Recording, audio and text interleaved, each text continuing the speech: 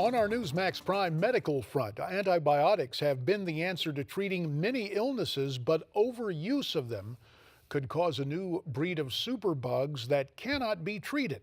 According to the CDC, more than 23,000 Americans die each year as a result of infections caused by antibiotic-resistant bacteria.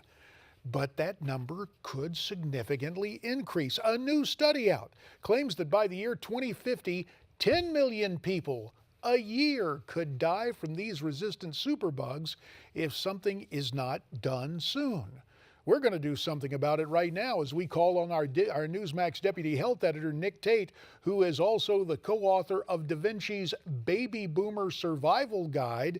Nick, tell me more about this study, and does anybody have a plan in place to deal with this resistant antibiotic? This study was commissioned by the British government to kind of scope out the rising problem and the threat of antibiotic resistance. And in response, just today, just this week, the UN has proposed a plan to raise a couple $2 billion and a global initiative to target these microbial-resistant illnesses that calls on member nations, including the U.S., to kick in a great deal of money, as well as drug companies, to combat antibiotic resistance. You know, for 40 years, doctors have been sounding the alarm on resistance to these microbes, and there hasn't really been a great deal of action.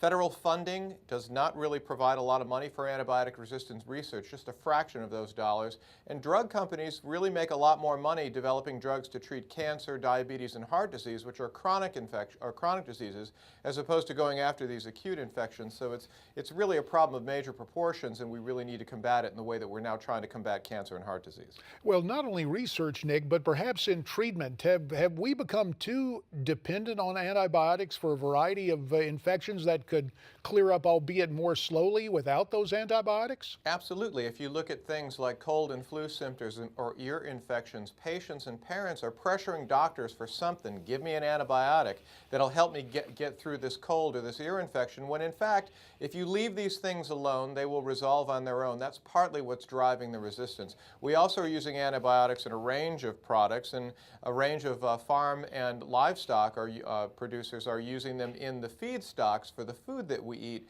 So there's now a rethinking in the use of antibiotics, which have been driving the resistance. And we all not only need research to develop new antibiotics, but we need changes in medical practices and I think our agricultural practices to drive down the numbers of infections. Nick Tate, I know you will keep us informed on this. It's very disturbing news. We thank you so much for your input. Now, learn how to survive the baby boomer financial crisis with the newly released book, DaVinci's Baby Boomer Survival Guide, by going to babyboomers711.com. That's babyboomers711.com.